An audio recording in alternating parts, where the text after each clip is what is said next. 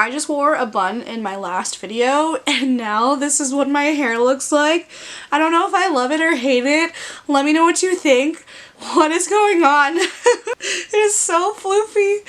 Okay, thank you guys for coming to my channel. My name is Ariel and I'm bringing you my December wrap up. In the month of December, I read 6 books, technically 7, but I included the last one on my November wrap up. So we're not going to be talking about that. I'm going to be talking to you about the, what did I just say, 6 books? I'm missing one of them because I don't know what I did with it. It's probably in my backpack or something. But without further ado, I will talk to you about the books that I read in December. So in December, I was participating in 2 readathons. I participated in the Winter Quest, which was hosted by Rachel Marie, and also the Magical Readathon, which is hosted by G over at Book Roast. Both of those are amazing ladies. You should definitely check them out. I recommend their channels. You probably already subscribed to them, but if you're not, I'm surprised and you should. So for the Winter Quest, the whole goal was to read as little books as possible to fit all of the prompts that were there, and I believe there were like 11 prompts. I read Six of Crows, which was a buddy read and technically fit all of the prompts. However, my stupid brain didn't realize that it fit all of the prompts, and so I declared 2 books on my TBR. And once you declare books on your TBR, you can't change that. So I read Six of Crows in the first week of December, and I gave this a 5 out of 5 stars.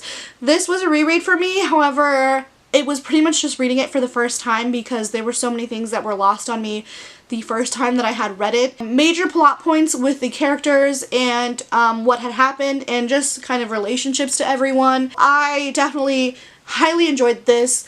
Way more than I thought I would. I put this on my best books of 2019, my top 10. It was actually in my top 5, so to say that I loved it was an understatement. And I read this with my friend Haley as well as like a bunch of other people, so it was a lot of fun. I know you already know what this book is about. You don't need me talking about it, so I'm actually gonna skip over it because I'm pretty sure I talk about it in my December TBR, so you can go look at what the book's about there, or just check out anyone else's channel that has read this because so many people have explained this book and everyone knows what it's about by this point. So the other book that I had announced on my TBR was A Boy Called Crispus by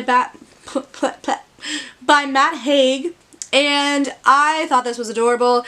This is about a boy whose name is Nicholas, and his father decides to group up with a band of people who are trying to find evidence of like elves in the North Pole.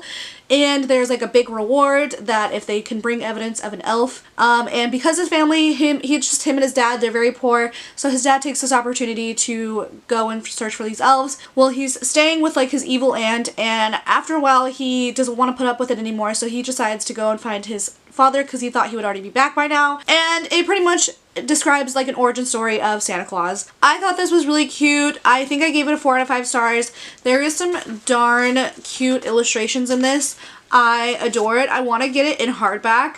And I know now that Matt Haig has like a whole bunch of Christmas related children's books and I want all of them. So I definitely recommend this if you're looking for a cute middle grade, especially like a holiday time. This is definitely going to be a read that I come back to every season. I loved it. It's so cute. There is nothing more I can say about this other than that I really enjoyed it. And then the next book that I read, which again I don't have to show you because it is lost somewhere, is Ruin and Rising, again by Leigh Bardugo. This is the 3rd and final book in the Grishaverse trilogy, the original trilogy, and I liked how it ended. I think it ended kind of how it should be. You know, I think it was how it was supposed to end it. I don't really know what else to say other than that, like, yeah, that's fine. I took that for an ending. I wasn't upset about it. But then again, I wasn't really too invested in, like, any of the romances. It did make me really excited for King of Scars, I will say that. So I'm super hyped to pick that up. But I liked it. I gave it a 4.5 out of 5 stars. 4.75 out of 5 stars. It wasn't like an all-time favorite, which I tried to reserve like my 5 stars for. So that is why it fell in that range. I liked it. I enjoyed it. I read it really quickly. And again, like, solid book series. I don't know why the series gets so much crap because I actually really enjoyed it. Second book kind of lulled for a little bit, but I still liked it, and I thought the final book ended, maybe it was a little bit predictable, but I still liked it, so yeah, that's my thoughts on that one. The next book that I read in the month of December was Snow and Rose by Emily Winfield Martin. Can we just take a moment to appreciate this cover? And there's beautiful colored illustrations throughout, which honestly are stunning. This is like one of the most beautiful books I have ever seen in my life, and I would love it if she wrote other things as well, because I just love the aesthetic of this, and I wish I had their wardrobe, honestly. I want like a little hooded cape like this. Yes, this book is gorgeous, and the story inside was cute, but I gave it a 3 out of 5 stars, which is middle of the road average book, because I felt like while it was a cute little fairy tale story, there could have been so much more that was done with this. There was left with a lot of unanswered questions that could have been wrapped up, and I think the things in this book could have been done a little bit more interestingly if we're going like on a fairy tale sort of route. It's almost like magical realism, where there's like a little bit of magic sprinkled throughout, and it's whimsical, but I feel like it didn't go as far as it could have. Like, I wanted more from this book. I will keep it because it is stunning, and I'll probably maybe reread it. I was just kind of left wanting more, I guess is what I can say for this. If you want something quick and simple and cute and beautiful, honestly there is a lot to love from this book, but with my middle grades, I expect a little bit more. I feel bad because it's so pretty. It is so stunning.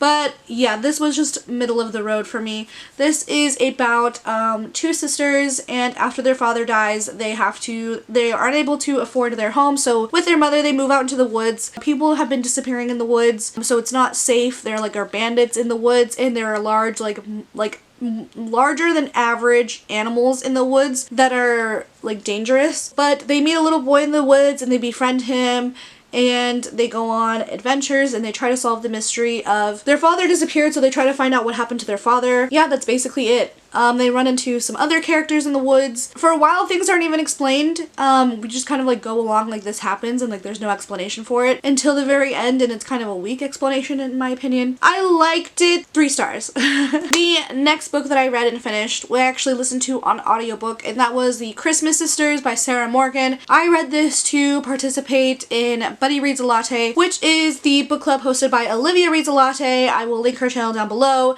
Go follow her. She is hilarious. She is relatable, and she's funny, and I love her.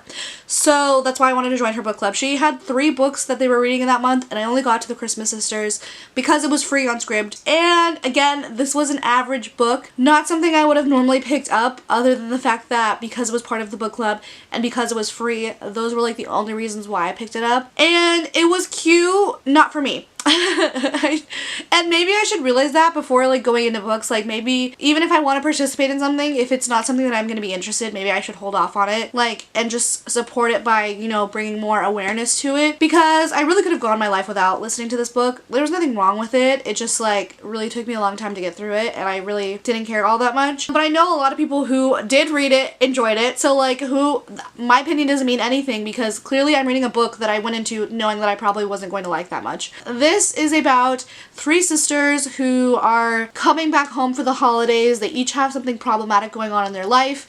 A secret part of them they've kind of kept hidden from the other sisters. Everything's kind of coming to a head on this Christmas because they are unable to avoid their problems any longer. One of them is like unhappy with her life as a stay-at-home mom, and she wants to go back to work, but she's having issues with her husband and a disagreement on that front because he believes she should stay home, and he wants to have another child, and she's like, I ain't pushing another one out. There's conflict with that. One of them thinks that, should I give that away? That one's kind of the more interesting storyline. And then like one of the sisters, like, she is the only one that has stayed home to like help out their parents, and is like supposed to take over this coffee shop, but she like wants more from her life, but she feels guilty like leaving her parents, which her parents have actually adopted her because their real parents died in like an avalanche when they were young. And so that was cute. That was interesting. Like, families are not always blood, and how like important it is and how like remarkable it is for someone to take in 3 children that aren't even theirs, and just kind of like the grief that follows along with that, because obviously the older child remembers, but the younger ones don't really remember that much from that time period. I know why people liked it. It just wasn't for me. The more I think about it, the more I did enjoy it, like probably even more than Snow and Rose, to be honest. So maybe like a 3.5. But yeah, I liked it. I read it also because it was like a Christmas story, and I was trying to read a lot of Christmas stories. So I read that as well in December. And then the last book that I finished in December, again, was another 3-star read. And that was Flunked by Jen Kalanita. And I've had this on my shelf for a while. I bought this like at a secondhand bookstore. And I know I probably honestly will continue on with the series. This is probably, again, more be like a 3.5 rating for me. Because if I was actually the age intended for this, I think I would have like absolutely loved it. As an adult, a lot of the things, like the tropes were really predictable. I could see where the story was going, kind of discover where the twist was. So, but I'm pretty sure if I was a kid, I would have been stumped and I would have loved this. But there was also things that didn't make sense, like as an adult, that I can recognize. So this is about our main character, Gilly, and she lives in a shoe. Her dad is a cobbler, and they live in like this fairy tale land where Cinderella, Snow White, Rapunzel, they all exist. The evil stepmother, Cinderella's evil stepmother, has opened up a reform school. She has seen the error of her ways now that Cinderella is like a princess and is a ruler. So she's trying to make up for all the awful deeds that she did, along with some other fairy tale villains, and that is to open a reform school for other ne'er-do-wells to teach them how to be good and how to become respectable members of society. And Gilly's family, again, is very poor. They live in a shoe because of fairy godmother's like ability to create shoes like that are like of a high quality. Even though they copied his design, he was the original designer of the glass shoe, but the fairy godmother just kind of like materialized it, so he like stole business from him. So that's why they're poor. So she kind of has it against like royals because she feels like they don't work hard for their position in life, whereas like her dad is struggling to support her family. So anyways, she becomes a thief and she gets caught and she gets sent to the reform school to become a productive member of society. There are still villains out there who haven't been reformed, and one of them, I believe, is Sleeping Beauty's villain. I don't know, they don't call her Maleficent in this, they call her something else. But she is still on the run, but she hasn't been cited for like a really long time. But there are weird things going on at the school. There's a mystery, so the kids band together to solve it. And it is a series. I do think it was cute. I will probably, it is like almost like modern fairy tale, whereas in like, there's like a newspaper like tabloid, like ye old fairy tales, like tabloid magazines that kind of like gives all the hot goss and like what's going on with like the princesses and stuff. So that was really cute and very humorous. I think it just was really quick, and if I really wanted to enjoy it, it'd probably be like have to be thicker and more world building like Harry Potter, but I still enjoyed it. Again, if I was the intended age for this, I probably would have like died for it and like was rushing to get out the second one. And again, like I said, I keep repeating myself, I do want to continue on with it. I think it was cute. Because I'm an adult, I can easily see where the story was going.